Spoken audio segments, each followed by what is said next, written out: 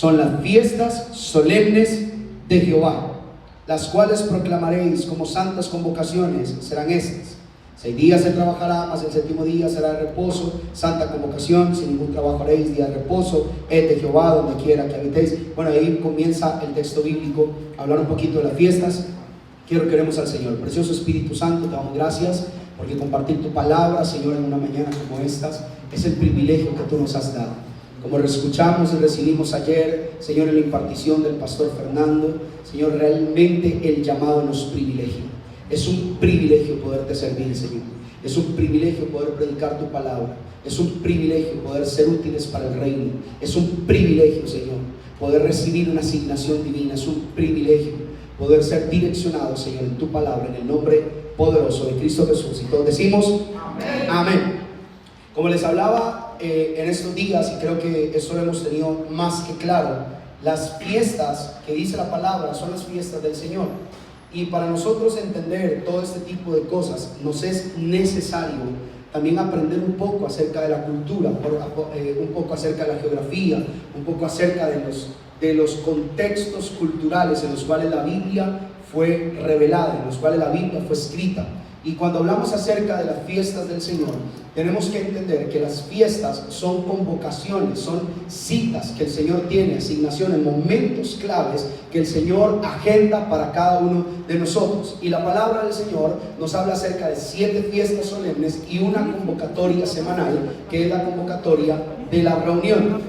Para que nosotros estemos claros en este tipo de cosas, vamos a entender un principio. ¿Cuál es ese principio? Todo lo que está escrito en la Biblia, nosotros debemos partirlo, si se pudiera llamar de esta manera, en dos escalas. Número 1, la legislación, que era la forma en la que el Señor estableció su orden sobre el pueblo de Israel, porque recuerden que el pueblo de Israel tenía más de 400 años de haber sido impregnado en una cultura pagana, ¿verdad?, con dioses extraños, que es la cultura de los egipcios. Cuando el Señor saca al pueblo de Israel de la esclavitud, sacó a Israel de la esclavitud como pueblo, pero tenía que sacar de la esclavitud su corazón.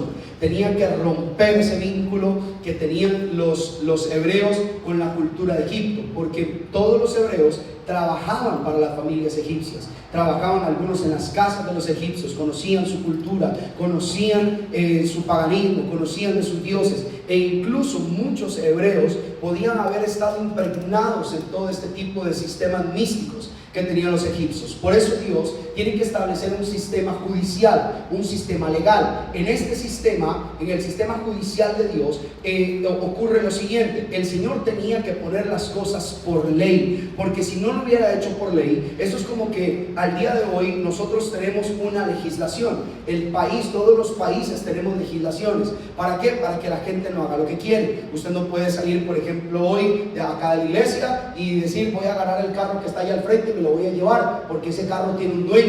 Si usted agarra y se lleva ese carro, se va para algún lugar donde usted quiera irse con ese carro, hay una ley que dice que usted está robando su vehículo, y entonces lo puede apresar la policía y le pueden poner una condena. Así hay diferentes tipos de legislaciones. Hay cosas que nosotros no hacemos. ¿Por qué? Porque son ilegales. Hay sistemas, ¿verdad?, de negocios que son ilegales. Hay gente que hace negocios ilegales. Entonces, todo este tipo de cosas, la ley existe para que exista orden. Entonces, cuando Dios trae la ley, y quiero, ¿cuántos que todavía me siguen? Díganme amén, por favor, para saber que está conmigo. Porque es que usted, vean, entiéndame algo. Hablar de estas cosas puede ser muy confuso, porque estamos hablando de una cultura que para nosotros es totalmente ajena. Cuando yo le hablo a usted de las fiestas del Señor, usted puede estar acostumbrado solo a celebrar el 15 de septiembre o el 12 de octubre, el Día de la Raza, o estar acostumbrado a celebrar el Día de la Madre y esas cosas. Usted no está acostumbrado a celebrar el Pesach, por ejemplo. No está acostumbrado a celebrar el Yom Kippur, no está acostumbrado a celebrar los tabernáculos, el Pentecostés. No estamos acostumbrados a ciertas cosas. Cuando vienen a hablarnos de esto, tenemos un choque cultural, tenemos como un conflicto mental de cómo se hace eso. Para usted no sabe lo que a mí me costó entender que el pueblo de Israel tiene 3 celebraciones de Año Nuevo al año. Yo decía, pero ¿cómo? Año Nuevo ahorita, el Año Nuevo de los árboles. Yo, ¿qué es eso? Yo solo conocí el 31 de diciembre, que uno es el Año Nuevo civil, que el otro es el año... ¡Ay, Dios mío! Se me hace un colocho. Y hay muchas cosas que pueden caer, y por eso mi intención es explicarle esto de la manera más sencilla posible, para que usted lo pueda entender, para que usted pueda asimilar el principio. ¿A qué voy con eso? A que Dios tiene que poner un sistema judicial, un sistema de ley. Y cuando usted estudia la ley, se da cuenta que el que no guardaba el sábado era condenado a muerte. Se decía, pero ¿cómo van a matar a un tipo porque trabajó de la tarde del viernes a la tarde del sábado? Era ley. Si no guardaban el sábado, lo apedreaban. Era ley. Si Dios no establece un sistema judicial, la gente comienza a hacer lo que le da la gana. Y mucho menos, porque esto es impresionante.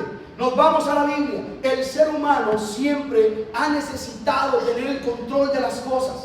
¿Qué maña tenemos a veces nosotros en nuestra vida espiritual, que necesitamos tener el control de todo? Señor, dime lo que vas a hacer, de qué manera me vas a sanar, de qué manera me vas a proveer, dónde vas a sacar la plata para pagar el alquiler de la casa, cómo voy a hacer esto. Necesitamos tener el control de todo. Por eso un día el pueblo quería levantar una torre y llegar al cielo. Por eso cuando Moisés estaba en el monte, ya no tenían a quién seguir, no había una voz profética. Dios estaba con Moisés allá y el pueblo dijo, bueno, hagámonos un becerro, hagamos lo que conocemos, volvámonos a lo que ya sabemos. Entonces, si la gente no tiene un sistema, por eso es que nosotros necesitamos entender los sistemas del reino, porque si no tenemos un sistema que seguir y que replicar, nos podemos perder con facilidad. Ahora bien, ahí está el sistema judicial y está el sistema de la gracia de Dios, un plan de redención para la humanidad, que es cuando Cristo viene y comienza un proceso de redención para todos los seres humanos.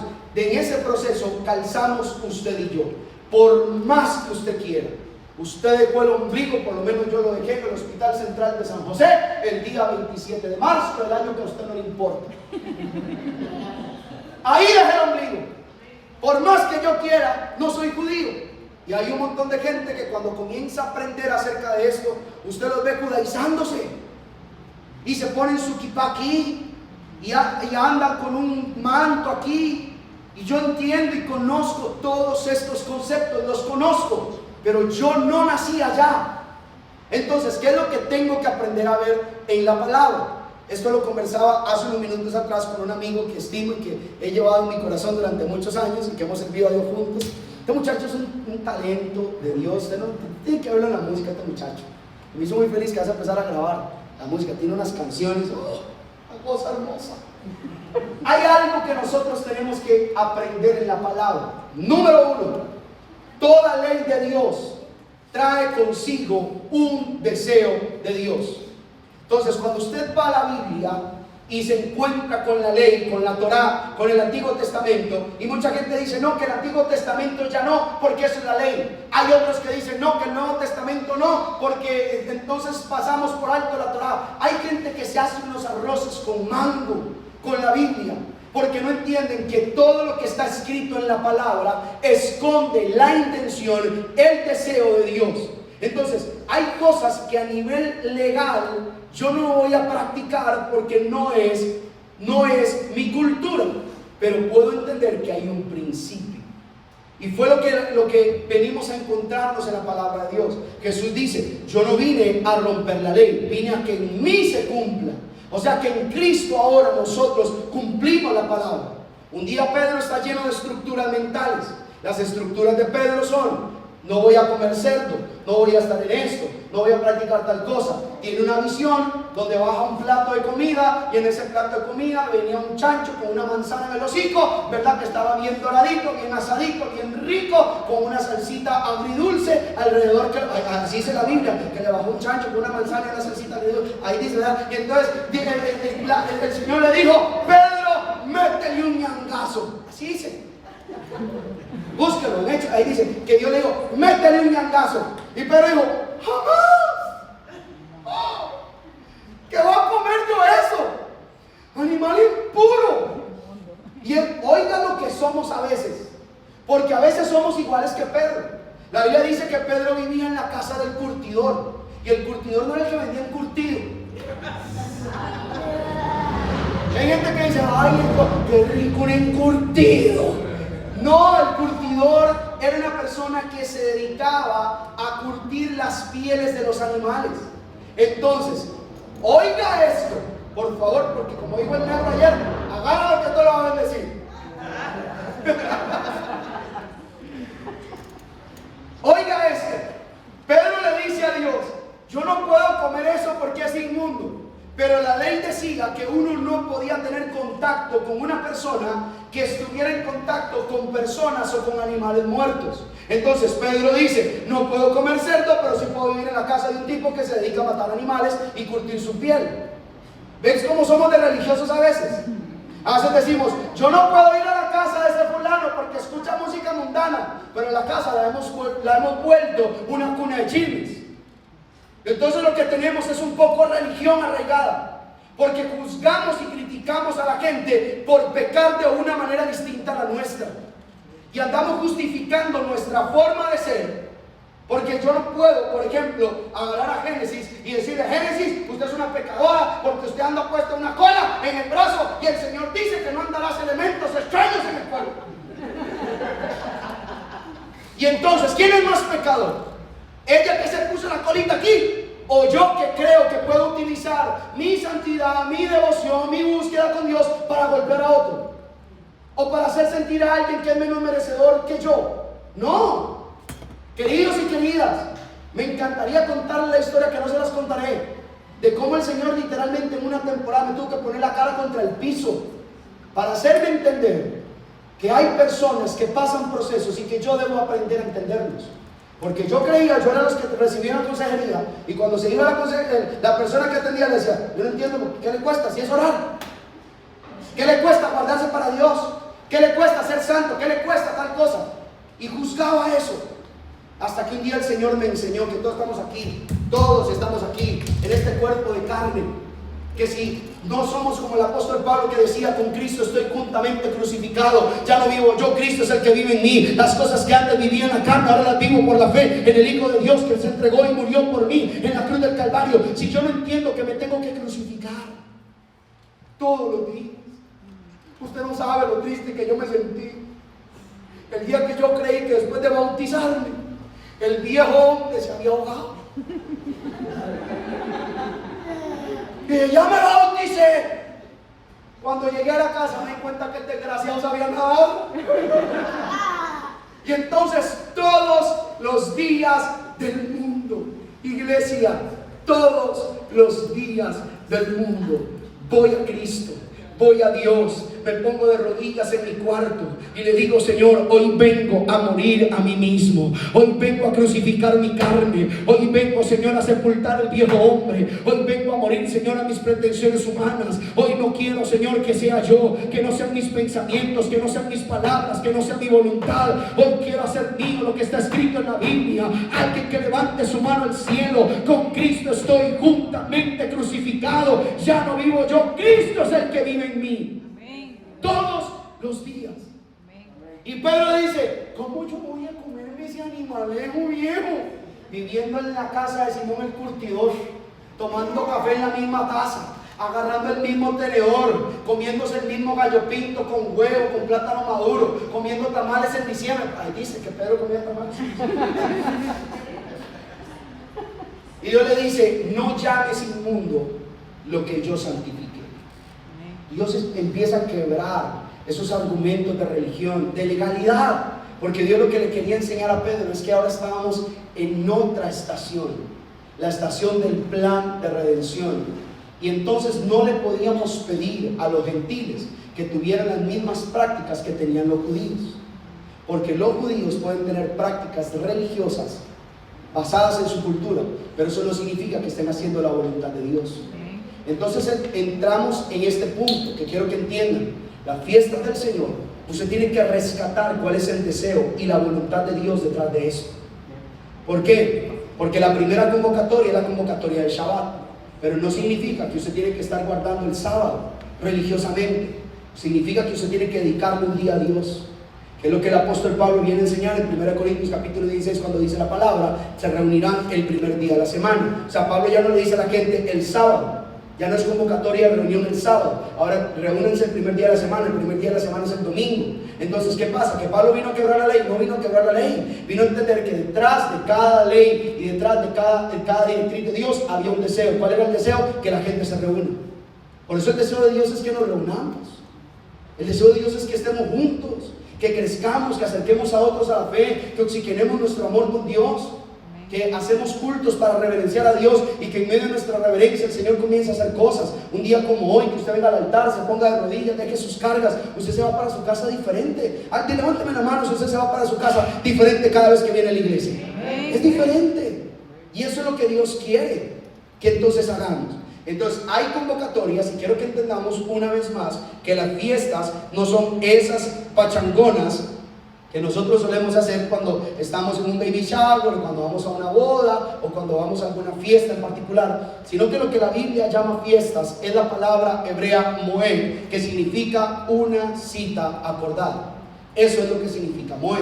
O sea que cada vez que tenemos una celebración, lo que estamos teniendo es una cita acordada. Entonces, de acuerdo a un calendario, que es el calendario de Dios, el calendario hebreo, nosotros usamos un calendario gregoriano, que es un calendario diferente, ¿verdad? Empezamos a entender qué días tenemos estas celebraciones. El próximo 5 de abril, para nuestro calendario, comenzamos a celebrar la Pascua y les hablé de las primeras fiestas. Ahora, 50 días después de la Pascua se celebra la fiesta de las semanas, que son las fiestas de la siega del trigo, o más conocido por nosotros como las fiestas del Pentecostés. Y esto es poderoso porque cuando usted va a la Biblia, usted se encuentra a un Dios que es estrictamente asertivo. Por eso es que cuando alguien a mí me dice, no, que la Biblia, que discrepa, yo quisiera que muchos de ustedes empezaran a leer más libros de apologética, que es la defensa de la fe, porque hoy vivimos una generación que esta es una de las generaciones más desafiantes que han habido en todos los tiempos, porque es la generación que más información tiene y menos hace. Tenemos una generación que tiene demasiada teoría en la cabeza, pero tiene muy poca acción. Gente que en el TikTok existe cualquier mal avanzado que se le ocurre una idea absurda, ahí la cuenta y alguien por el otro lado dice, uy, mira qué increíble. Y allá se va a contarle a los amigos, mira que yo creo en la teoría de que los marcianos venían el 28, pero como ellos tienen otro calendario, ahora ellos no vieron, entonces ellos van a venir el 29. Porque un bruto lo dijo ahí en el TikTok. Entonces tienen un poco de teorías en la cabeza, pero no tienen ni fundamento. Necesitamos más creyentes con inteligencia. Pues, usted tiene cerebro, póngalo a utilizar, estudie, capacítese, hágase un favor. ¿Dónde está? Que cuando me enerva. Ok, la Biblia es un libro sumamente asertivo. Dice la palabra, no lo digo yo, no lo dice Andrés, no me lo inventé, no lo leí en un libro, ni lo vi en una revista, ni me lo encontré en el periódico, ni tampoco fue un artículo en internet, ni tampoco lo vi en TikTok. Lo dice la palabra del Señor, que el pueblo de Israel celebra la Pascua. Celebran la Pascua.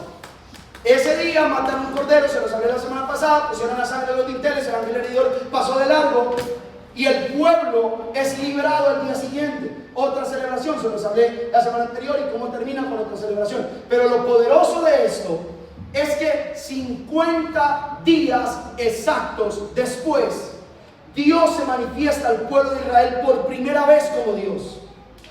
Y es cuando el Señor llama a una convocatoria al pueblo de Israel para que el pueblo reconozca a Jehová como su Dios. Y en ese día, dice la palabra que en el monte Sinaí comenzaron a haber estruendos. Y la Biblia dice que se escuchaba la voz de Jehová y la voz como de una trompeta. Entonces a los 50 días después de que el pueblo es liberado, Dios se manifiesta.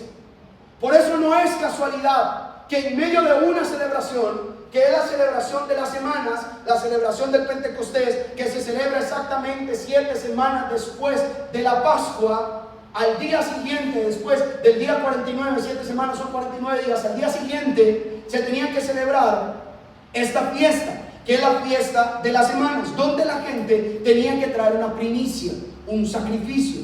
Pero en esta ocasión ya no traían una primicia de cebada, ahora traían una primicia de trigo. Y esto lo que daba es una honra para Dios por lo que venía.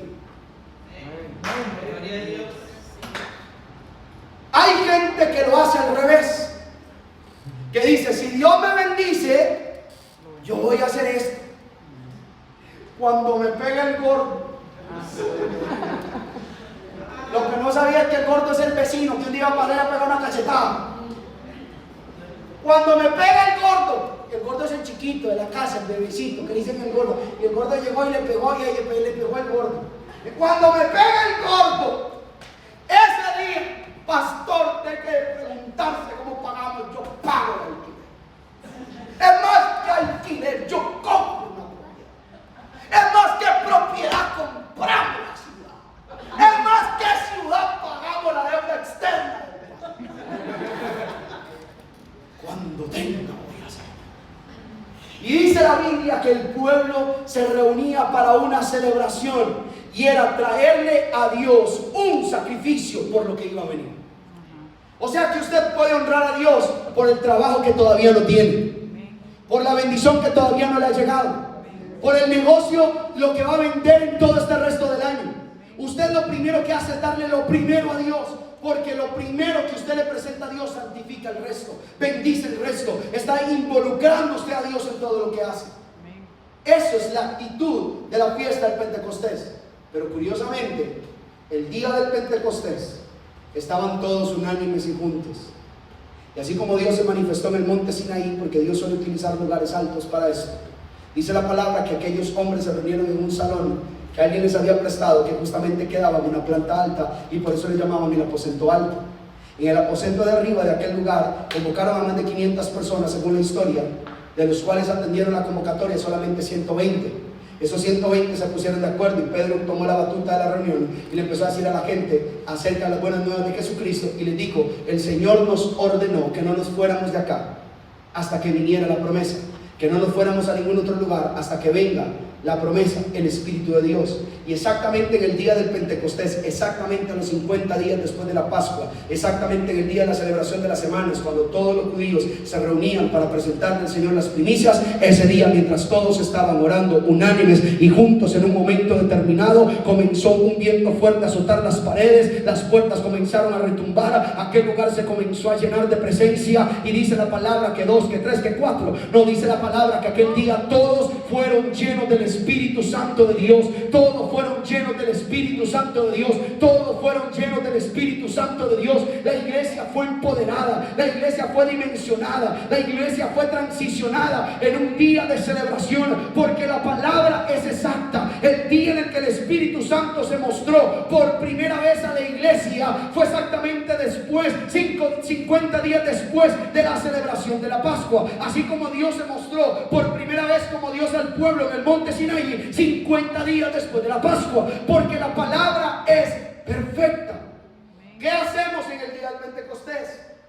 Hay gente que celebra el Pentecostés de una manera distinta. Yo no lo celebro así, yo respeto el que lo quiera hacer, pero usted no puede andar diciendo: Señor, dame un Pentecostés. Hay gente que ora, incluso que le pone a los congreso el gran Pentecostés, y eso es como que le pongamos un congreso el gran 15 de septiembre. Algo así es, porque es una celebración.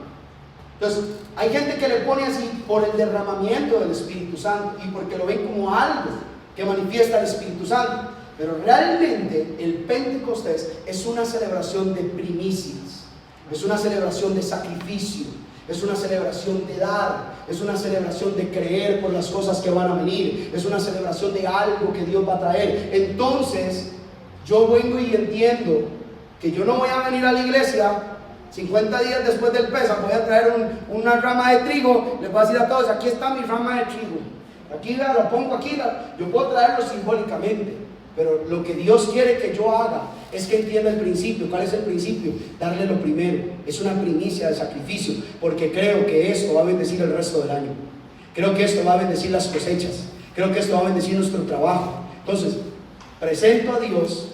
Por eso alguien dice: pero entonces, hermano querido, si usted no lo quiere hacer, no lo haga. ¿Acaso que le estamos poniendo una pistola? Pero yo les puedo decir que mi vida personal ha tenido milagros tras milagros, provisiones milagrosas, de las cuales podría hablar el día entero de cómo Dios ha sido provisto de forma milagrosa por un principio, por aplicar lo que está en la palabra de Dios. Porque traigo sacrificios al altar, porque le presento a Dios lo primero, porque hago a Dios el número uno. porque rompí con esa maldición de que a la gente le duele darle a Dios. Hay gente que no le duele irse a sentar a un restaurante y pagar 40,000, 50,000 pesos por una comida, pero le duele presentarle una ofrenda a Dios en el altar. Hay gente que le duele hacer a Dios el primero, aún a sabiendas de que ese sacrificio está siendo utilizado para que la palabra de Dios siga corriendo. Hay gente que eso le duele. Hay gente que cuando viene al altar siempre le traen a Dios lo que le sobra. Se revisan en las bolsas y en las billeteras. Cuando el pastor va a ministrar las ofrendas y los diezmos, se empiezan a decir cuánto le doy a Dios aquí. No. Yo les voy a contar yo de mi testimonio como su pastor, porque para eso me puso Dios aquí. Yo hace mucho tiempo yo dejé de rebuscarme en las bolsas durante el culto que le voy a dar a Dios. Yo traigo mi sacrificio preparado de mi casa, orado, bendecido, ministrado, santificado a Dios, y cuando vengo al altar lo que hago es presentárselo al Señor, pero ya lo traigo listo. Ya oré a Dios, ya el Señor me habló, ya traje lo que era de Él, ya separé lo que era de Él. No ando rebuscándome ahí en medio culto. Ay Dios mío, Señor, ¿qué es lo que tú quieres que yo dé? Y saca uno el billete de 20,000, diablo cochino y mentiroso. Te no, cuando saca el de 1,000 dice, ahora sí está Dios aquí. Y vienen al altar con lo que les sobra. No, a mí de verdad no nos puede doler darle a Dios, darle primicias a Dios. ¿Qué es lo que usted quiere ver? Desafíese, desafíe su fe, aplique el principio.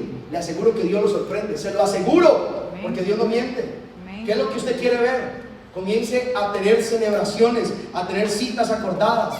Que en su día de Pentecostés usted puede decir, yo le voy a presentar a Dios una primicia, le voy a presentar a Dios un sacrificio, y usted se prepara para traerle eso a Dios, porque es la forma en la cual usted está poniendo a Dios primero para las cosechas venideras. Entonces la gente traía una primicia de trigo porque esto hablaba acerca de lo venidero. Tiene otro paralelismo espiritual. No solo es lo que Dios nos va a bendecir, sino que como el día del Pentecostés vino el Espíritu Santo sobre la gente, ese Espíritu vino a darle vida a la iglesia. Por eso el Espíritu Santo viene en el día del Pentecostés, porque era la primicia de todos los que iban a ser vivificados a través de este poder, a través del Espíritu Santo de Dios. Porque la Biblia dice, recibirán poder cuando haya venido sobre ustedes el Espíritu Santo. Y entonces era la primicia, aquella gente se convirtió en el día del Pentecostés, el día de las primicias, el día que la iglesia fue vivificada por el Espíritu Santo. Ese día comenzó la primicia de los que iban a ser vivificados más adelante. Son paralelismos espirituales estas celebraciones. Entonces, claro, podemos hacer una celebración el día del Pentecostés, podemos hacer una celebración, una convocatoria, sí lo podemos hacer, pero no llamarle a esto que Dios nos dé el Pentecostés, porque Dios no nos va a dar el Pentecostés. Que Dios nos traiga al Espíritu Santo, que Dios vivifique la iglesia, que Dios santifique la gente, porque son celebraciones que traen primicias a Dios. La siguiente fiesta es la fiesta del Yom Teruah, también conocida como la fiesta de las trompetas. Levítico 23, versículo 24 dice, hablan los hijos de Israel y diles que en el mes séptimo, que es donde comienza esto, al primero del mes tendrán día de reposo, una conmemoración al son de las trompetas y una santa convocación. Ningún trabajo de siervos haréis y ofreceréis ofrenda. ¿Qué ofreceréis? Ofrenda encendida a Jehová. Esta es una celebración de clamor a Dios. Por eso es una celebración con trompetas, porque es una celebración de clamor. No sé si aquí hay alguien que sabe tocar el chofar, pero la palabra de Dios cuando habla de trompetas está hablando del cuerno del carnero. Entonces hay sonidos de chofar, voces de trompetas, pero son sonidos que representan el clamor, porque el Señor llama a la gente a que el primer día, y este es el mes que está más cargado de espiritualidad en el calendario hebreo, el primer día sea un día de clamación, un día de clamor a Dios. El día de las trompetas tiene una representación espiritual también que tiene que hablar, porque la palabra dice que el mismo Jesucristo con voz de mando, con trompeta de Dios descenderá del cielo. Mi alma alaba al Dios Todopoderoso. Ese día se escuchará la trompeta en un día de clamor. Son días de clamores, y en el día de clamor el Padre escucha nuestro clamor. Entonces ese es un día en el que yo personalmente, cuando celebro este día, lo que hago es procurar de todo mi corazón, procurar concentrarme en Dios para clamar. Es un día de clamor. Entonces, si usted va a celebrar esto, y no se preocupe por entenderlo, porque yo igual les voy a ir diciendo cuando estas fiestas se van acercando, yo se los voy a ir compartiendo. Algunos dicen, pastor, pero entonces ¿cuándo es eso? Mándeme la fecha. A ver si ese día estoy en la playa, en la piscina, donde sea, por lo menos allá clamo, Señor, mándame una huepita.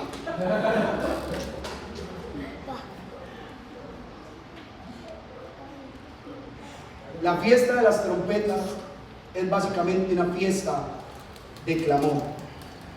Sexta fiesta, para ir terminando, que es la fiesta de la expiación de los pecados, o más conocida como la fiesta del Yom Kippur.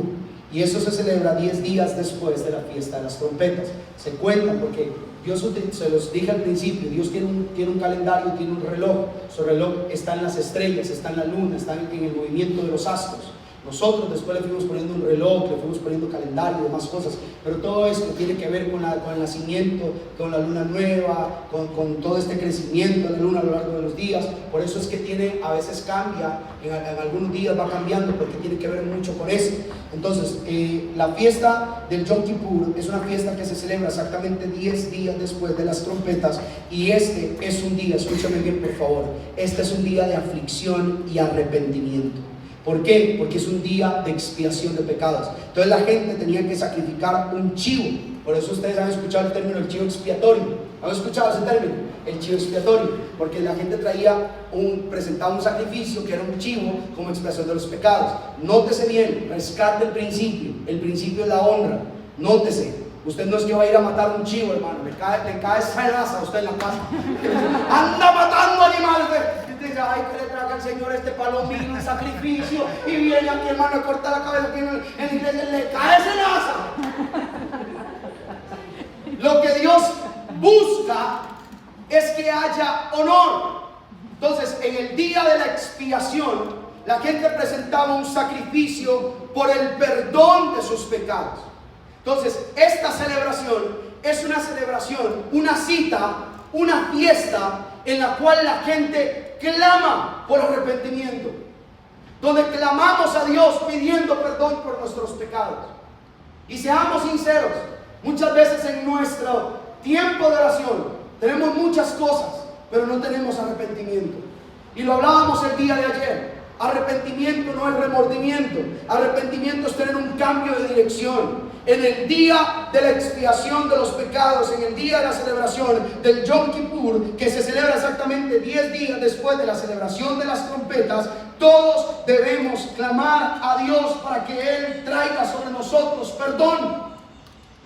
Y es lo que buscamos a través de eso.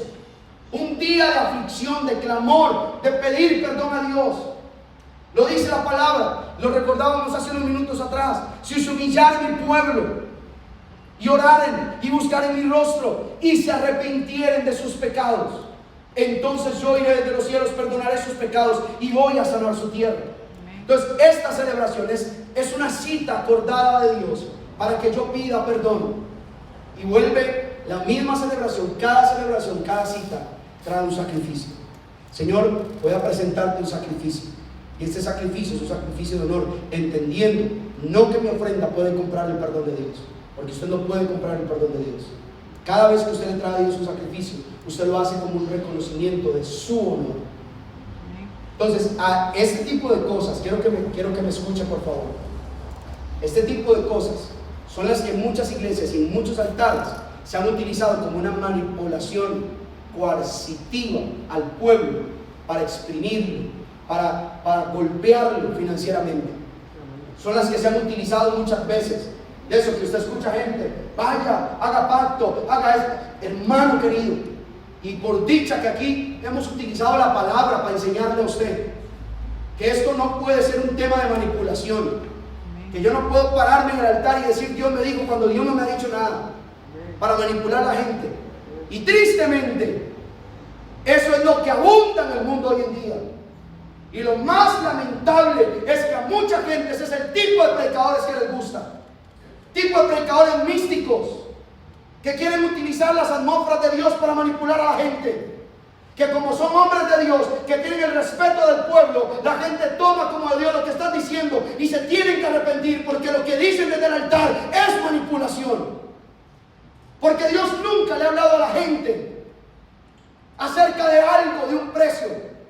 La misma palabra decía, y dice hasta el día de hoy, usted lo puede leer, que habían ofrendas que el Señor establecía hasta para la gente de escasos recursos. Dios no le exigía lo mismo a todos, no lo hacía.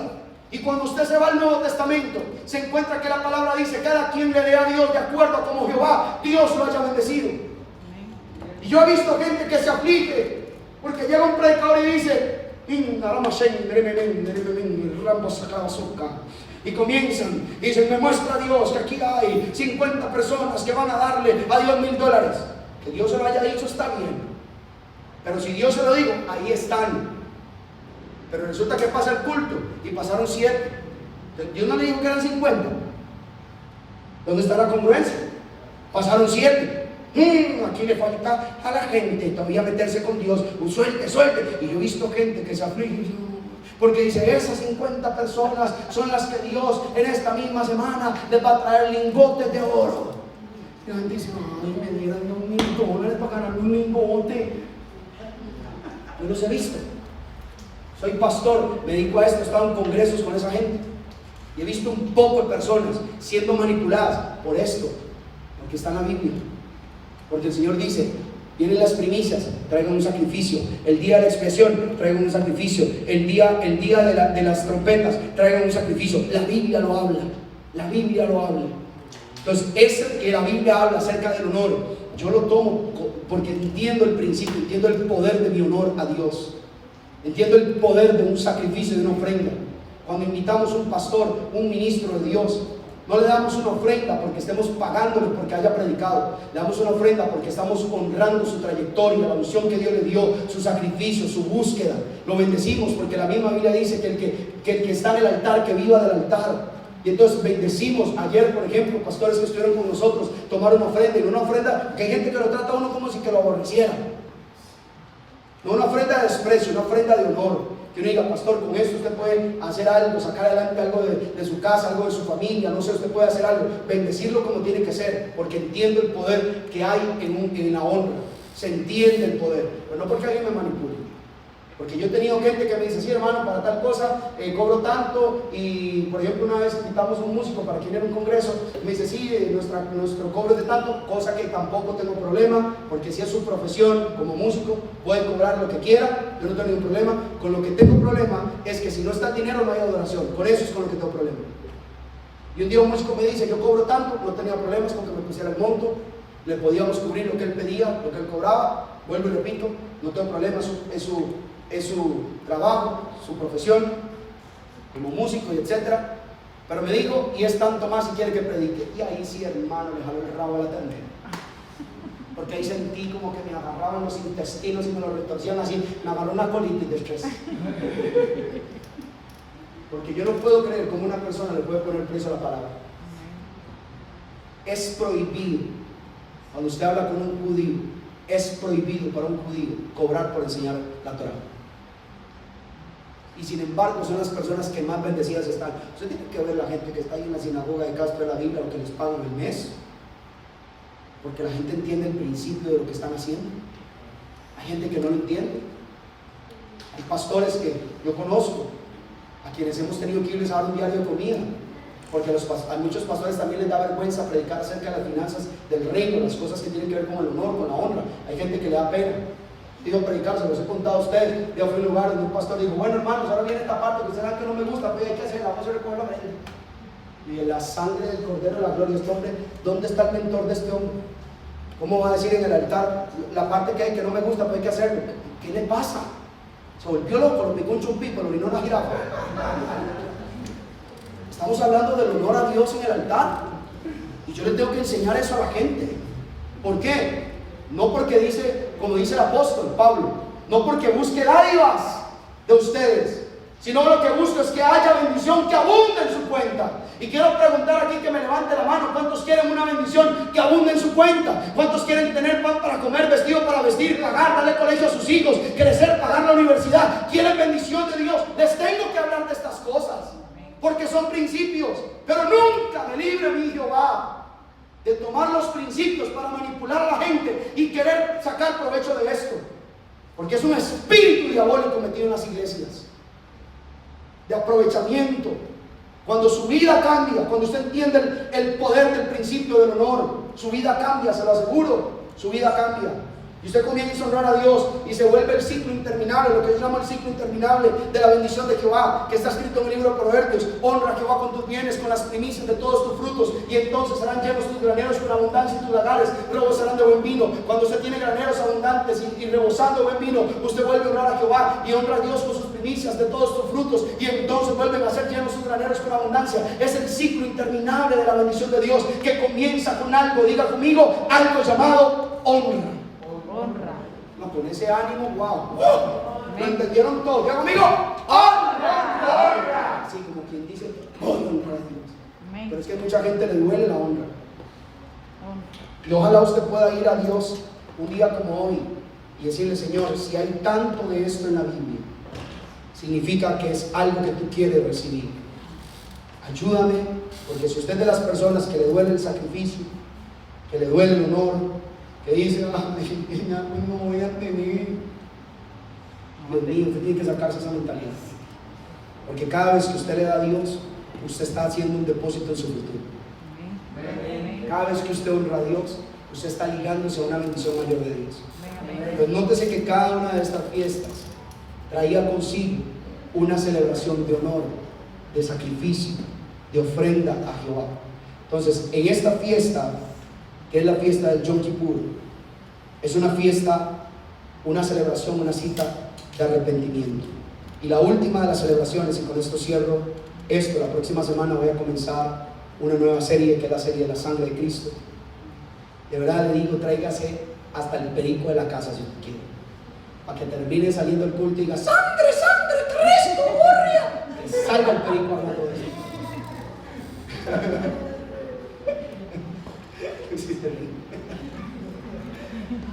Cuando comience a hablarle del poder de la sangre, los demonios van a empezar a correr despavoridos como ratas. Los vecinos se van a liberar cuando usted comience a declarar. Sus hijos van a empezar a hablar en lengua. Hay un poder en la sangre de Cristo. Y con esto cierro, que es la última de las celebraciones, que es la fiesta de los tabernáculos, o la fiesta del Sukkot, que se celebra exactamente 5 días después de la fiesta del Yom Kippur, exactamente en el día 15 del mes séptimo. Por eso el mes séptimo es el mes más cargado de espiritualidad, porque trae consigo varias cosas, varios elementos. Trae consigo clamor, trae consigo arrepentimiento, y trae consigo también una esperanza. Porque en la fiesta del Sukkot, básicamente lo que se hace, o lo que los judíos celebran, es que construyen tiendas de campaña, tiendas, y se internan 7 días en esas tiendas, recordando cómo el Señor, cómo el pueblo de Israel habitó en tiendas en su camino hacia la tierra prometida. Entonces, aquí es donde yo les digo, cómo yo, Andrés Rodríguez, celebro el Sukkot. ¿Cómo hago? Porque, hermano, yo no voy a construir una tienda ahí. Cuando vine donde vivo, me echa la dueña y me dice: papi, volvió loco, usted no tiene casa, aquí donde vivir, ahora viene aquí de precarista, le va a pagar una lata de aquí, una cosa rara. Ay, disculpe, yo tengo una fiesta de Jehová. Capaz llega la Muni, yo construyendo ahí una tienda ahí, a la parte del río Virilla, llega la Muni y dice: papi, de precarista. Ellos ya no dejan ni buscar a Dios en este país, persecución. ¿Cómo celebro yo el Sukkot? Yo tomo estos 7 días, escúcheme. No los quiero ver a ustedes. Bueno, si usted tiene papel ahí, me llama a meter los 7 días. La fiesta del Sukkot son 7 días en los cuales el pueblo de Israel construía tiendas para recordar cómo el pueblo de Israel habitó en tiendas en su camino de peregrinaje a la tierra prometida. Pero hay algo poderoso de la fiesta del Sukkot, y les digo que si hay una celebración que a mí personalmente siempre me ha ministrado, de lo cual siempre Dios ha traído algo, de lo cual no sé, tiene algo especial en mi vida, en mi espíritu, algo comienza a gravitar en mi corazón, es que está cargado de esperanza. ¿Por qué? Porque el pueblo de Israel habitó en tiendas en el desierto, pero mientras el pueblo de Israel estuvo durante 40 años en el desierto, desierto estuvieron bajo el cuidado de Dios. Dice la Biblia que había una columna de nube durante el día que los protegía del sol, y había una columna de fuego durante la noche que les daba el calor. Dice la palabra que todos los días cuando se levantaban tenían el maná para alimentar a su casa, y dice la palabra que era exactamente lo que ellos necesitaban. No les sobraba al que agarraba mucho, ni le faltaba al que agarraba poco. Todos tenían su porción para ser alimentados. Entonces, mientras uno pasa por un periodo de desierto, que algunos de nosotros hemos estado en esa circunstancia en algún momento, Dios ha tenido cuidado de nosotros. El Señor ha provisto el pan para comer, Dios ha traído el vestido para vestir. Hemos tenido a Dios cuidándonos. Hay desiertos que vamos a tener que pasar. Hay momentos donde te recortan el salario, donde el trabajo no está, pero no te ha faltado el techo sobre tu cabeza para vivir. No te ha faltado un plato de comida en la mesa para llevarle a tu vientre. No te ha faltado la provisión de parte de Jehová, porque aún en medio del desierto más escabroso y en medio de la necesidad más difícil, tenemos un Dios que tiene cuidado de nosotros. Y no solamente tiene cuidado, cuando yo celebro mi Sukkot, yo me meto con Dios como una semana entera, me impregno en mi cuarto y le digo: Jehová, yo tengo una esperanza. Mi esperanza es que voy para la tierra prometida. Tú me prometiste un lugar amplio y espacioso, y mis ojos lo verán. ¿Será que alguien conmigo esta mañana puede decir: tengo una tierra, tengo una promesa, algo Dios quiere hacer? Y esa es la fiesta que yo digo: Señor, no sé, a mí me mete algo por dentro, porque durante esos 7 días yo busco a Dios, pero comienzo a recordar. Estaba, y les cuento esto, ¿verdad? Sin ánimos de que esto cree ningún tipo de vanidad, ni mucho menos. Pero veníamos hace 15 días de Dubái. Estábamos haciendo escala en Suiza. Y yo recuerdo que me recosté en el aeropuerto y se veía la salida del sol. Entonces me tomé una foto con el amanecer. Y ya como aquí era otra hora, ¿verdad? Entonces dije: no es lo mismo un amanecer ahí en Barrio Clarela, Uruguay, que tal viendo un amanecer aquí en Suiza. Entonces estaba yo ahí con un avioncito que tenía la bandera de Suiza y la cosa. Estamos en eso, esperando nuestro vuelo que nos tenía que llevar a Nueva York, y de Nueva York teníamos que volar aquí a Costa Rica. Y resulta que el vuelo se atrasa, y nos dicen: su vuelo está atrasado, tiene más de 3 horas de atraso. La muchacha del counter me dice: estamos buscando una conexión para que ustedes no pierdan su vuelo, qué es lo que a ustedes les sirve, etcétera, etcétera, etcétera. Pasa una cosa, pasa otra. Al final nos dicen: no hay manera, ustedes van a perder la conexión, pero no se preocupe, la aerolínea se va a hacer cargo de su hospedaje, de sus viáticos de traslado y sus viáticos de alimentación, para que pasen la noche de hoy en Nueva York, y su vuelo que salga mañana a las 3 y el resto de la tarde. Entonces yo dije: ay, qué doloroso pasar en Nueva York. Con todo pago. Ay, qué triste que uno los pegue en Nueva York, que me paguen la comida y uno ahí, porque, hermano, papi, no es lo mismo estar ahí en la tortillita palmeada ahí del barrio Cuba, hermano, que estar ahí en la Quinta Avenida de Manhattan. Estaba yo ahí, ¿verdad? Y nosotros con un dolor, ¿verdad? Porque tenemos que pasar una noche en Nueva York, en el Times Square, ahí caminando, viendo la Empire State, viendo ahí la Estatua de la Libertad, el nuevo World Trade Center, con un dolor. Con todo pago. Y cuando estamos sentados ahí, fuimos con Carlos, que es uno de los muchachos que nos acompañó, estaba el pastor Antonio, Carlos y yo, que éramos los que teníamos ese vuelo. Fueron nosotros 3 los que nos tuvieron que poner así. Otros tenían otras conexiones, salieron otros días y demás. Lo que tuvimos ese dolor, esa pena. Y Carlos dice algo que lo guardaré en mi corazón para siempre. Carlos nos dice al pastor Antonio y a mí: hermanitos, el día que ustedes se levanten tristes, desanimados, que ustedes sientan que las cosas están muy difíciles, recuerden estos detalles de Dios, porque esto nos recuerda que Dios tiene todavía detalles de amor con nosotros. Y cuando Él dijo eso, yo sentí algo por dentro, porque recordé el Sukkot.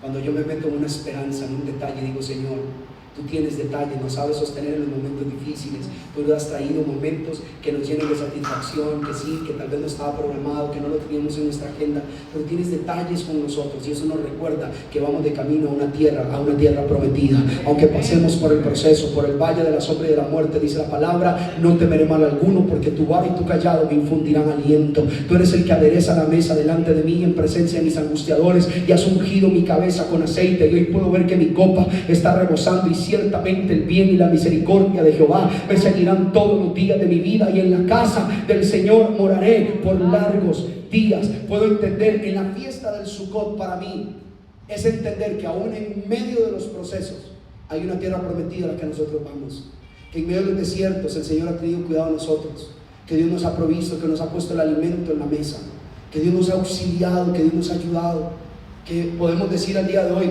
¿quién aquí no tiene un desafío? ¿Quién aquí no tiene algo que resolver en su vida? ¿Quién aquí no tiene una situación por sacar adelante? En medio de eso está Dios. En medio de eso está la mano poderosa de Jehová. En medio de eso está el favor de Cristo. Ahí está Dios. Entonces, en la celebración del Sukkot, es maravilloso. Ustedes no saben la cantidad de palabras que Dios me ha regalado en medio de estas celebraciones de Sukkot, porque son tiempos.